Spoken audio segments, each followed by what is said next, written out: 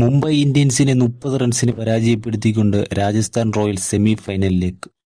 പഞ്ചാബ് കിങ്സിന്റെയും കൊൽക്കത്ത നൈറ്റ് റൈഡേഴ്സിന്റെയും semi final മോഹങ്ങൾക്ക് വിരാമമിട്ടുകൊണ്ടാണ് രാജസ്ഥാൻ റോയൽസ് സെമി ഫൈനലിലേക്ക് പ്രവേശിച്ചിരിക്കുന്നത്.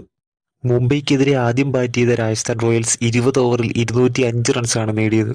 തുടക്കത്തിൽ ജയ്സ്വാളിന്റെയും സൂര്യവംശിയുടെയും വിക്കറ്റുകൾ നഷ്ടമായ രാജസ്ഥാൻ റോയൽസിന് ധ്രുവ് ജുറലിന്റെയും ദക്ഷിൺ ഷനകയുടെയും ബാറ്റിംഗിലൂടെയാണ് സ്കോർ ഉയർത്താൻ സാധിച്ചത്.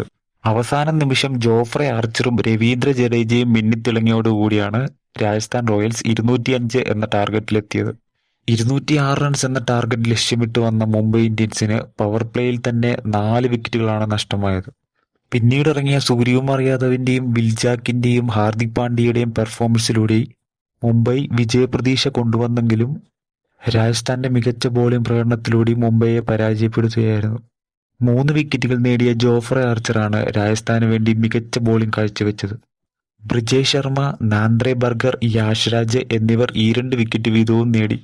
എന്തായാലും 2026 IPL സീസണിലെ 4ാം സെമി ഫൈനലിസ്റ്റുകളായി രാജസ്ഥാൻ റോയൽസ് ക്വാളിഫൈ ചെയ്തിരിക്കുന്നു. മെയ് 27 സൺറൈസേഴ്സ് ഹൈദരാബാദിനെതിരെയാണ് രാജസ്ഥാന്റെ എലിമിനേഷൻ മത്സരം.